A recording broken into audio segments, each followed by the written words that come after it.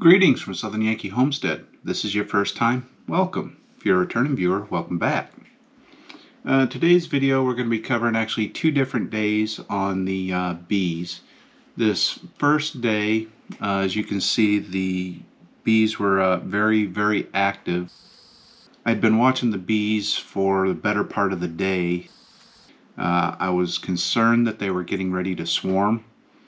So this is taking place at about 5 o'clock at night, and I was basically just putting a box on top of the bees, a honey super, because I thought they might have ran out of space because that hive was rolling pretty good, and I was hoping to prevent a swarm. Wasn't actually swarming. I believe it was a hot day, so they still needed the extra box anyways.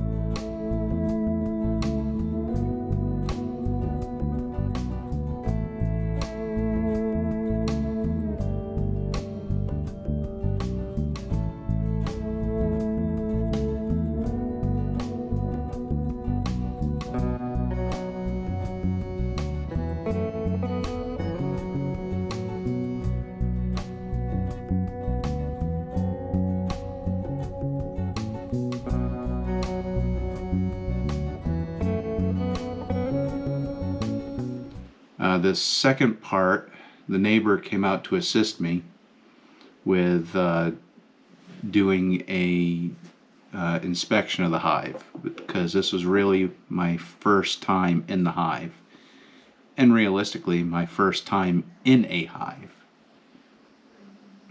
Unfortunately, as you can maybe tell at this point, the audio in the video itself was severely lacking. I can't remember which camera I used, but apparently the microphone didn't work very well. So I'm giving a commentary as we go along.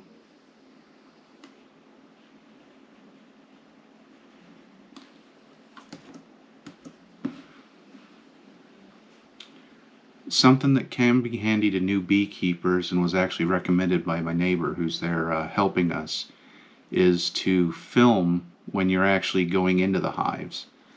The reason being because at the time you're a little bit amped up, so if you see every once in a while I start moving a little bit fast, I have to adjust and slow myself down. The bees don't like sudden movements. If I'm wrong in that, well, that's just what I've been told or what I've learned.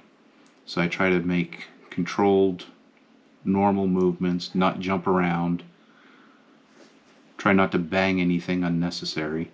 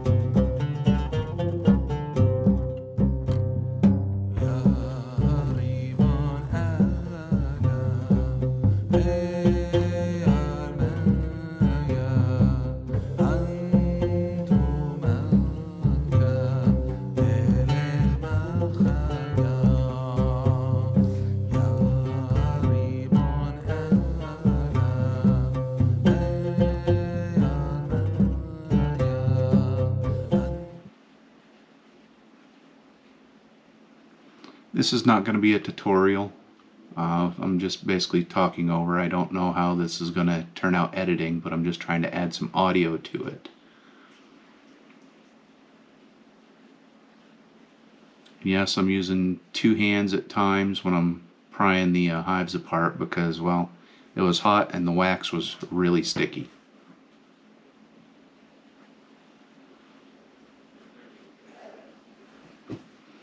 We weren't necessarily trying to find the queen, but we're trying to find evidence of a queen. And we did have very good evidence of a queen because the hive was very, very docile.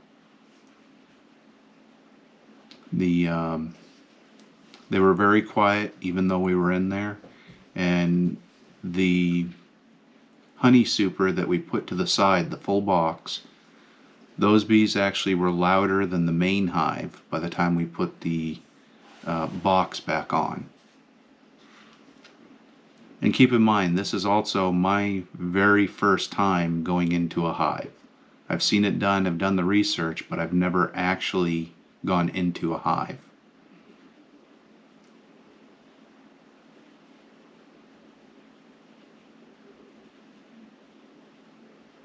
We did end up moving a couple things around because we found in the super box, or the orange box, that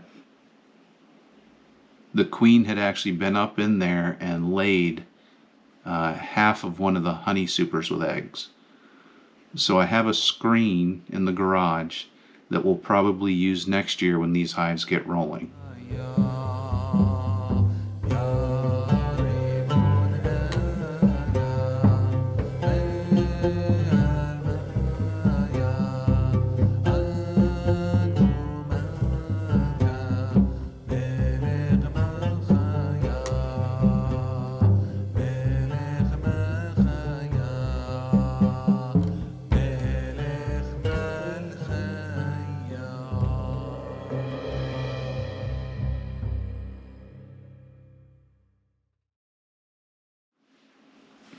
On this particular frame, you'll notice that the center looks different than the surrounding area. Basically, the center is full of brood, while the surrounding area wasn't touched or had uncapped honey in it. So she had basically worked from the bottom box up into the middle box, or the orange box. So we ended up moving a couple of the frames around so that we would try to keep the queen in the bottom box. I'm not entirely sure what we did, but I was following the recommendations of my neighbor.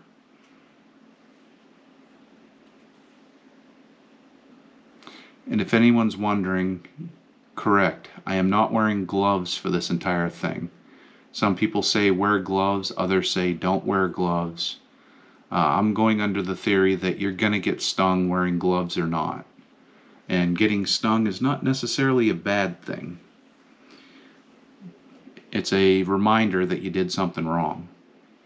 On top of, with gloves, and especially in our area, you can't tell in the video, but I am sweating like a banshee inside that suit because it is hot.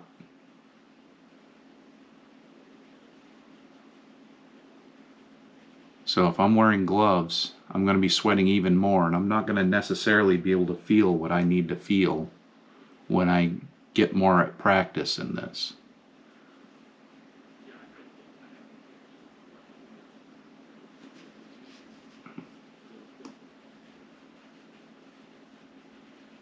We never did find the queen.